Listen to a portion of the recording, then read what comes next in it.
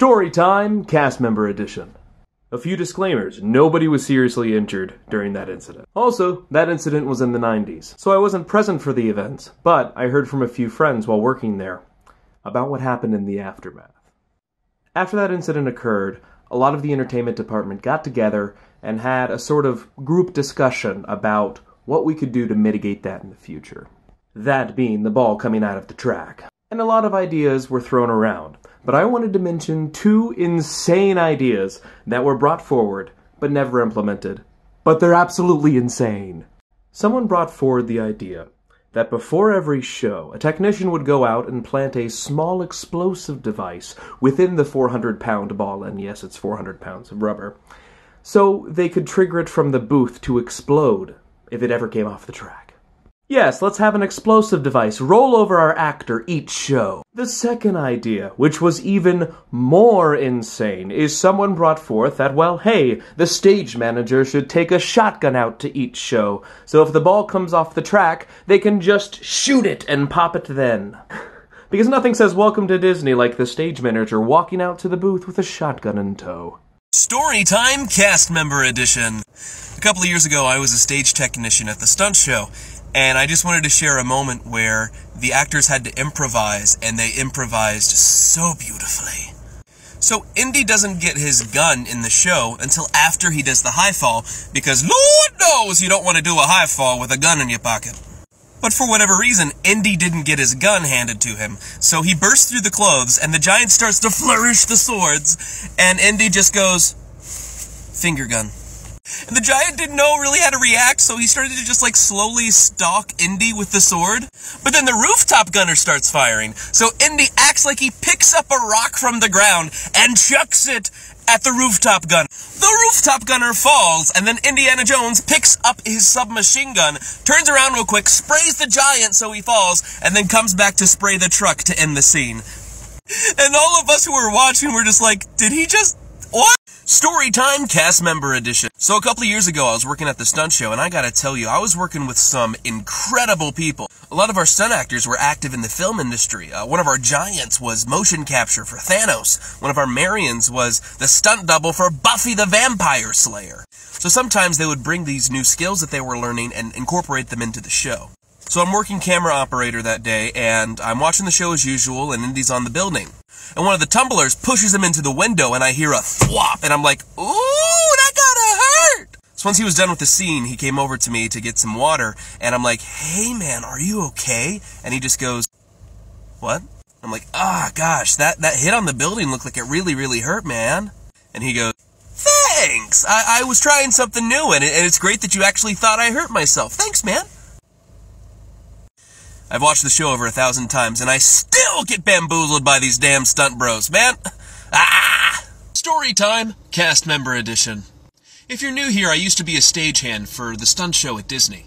One thing I really liked about the show is how much personalization the cast and crew can include. Since we were portraying a film set, a lot of the techs were able to wear their normal street clothes. It also allowed the actors to use their real names in the show, which leads me to the story that prompted this. So in our cast and crew, we had 4 different Kevins that had full-time contracts. And it worked out that during one scheduling period, every Saturday morning, it would be the Kevin, and Devin show. Because the roles of director, assistant director, and Indiana Jones were all played by a Kevin, and then the Marion was named Devin. Which led to various funny moments in the script, but this one was one of my favorites.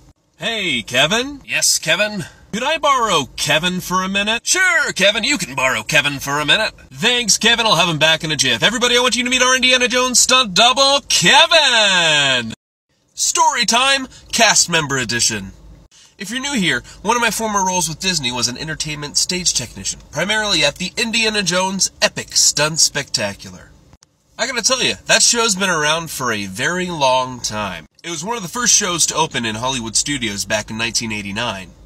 And as fate would have it, it opened 5 years to the day before I was born. So, I was there during its 30th anniversary, on my 25th birthday. But one of the cool things is because the show has been around so long, some of the stunt performers who opened the show, their children are now in the show with their parents. For instance, one of our earliest Marions, her son became a tumbler, which is the general bad guys that are in the show.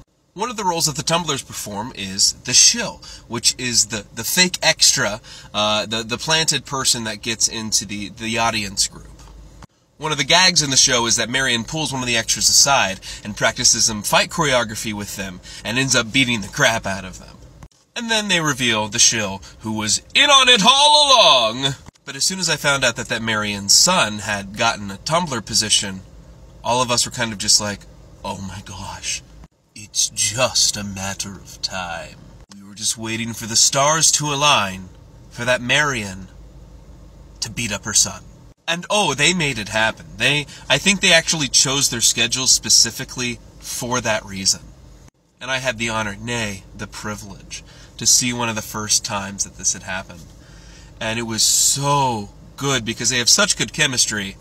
She gets to be a little bit more rough with them because she's his mother and they do this all the time at home. He's hamming it up. Every time he gets hit, he goes, I want my mommy! All of us in the know and backstage are just laughing our asses off. It is such a wholesome experience by watching a mother drop kick her son in the face.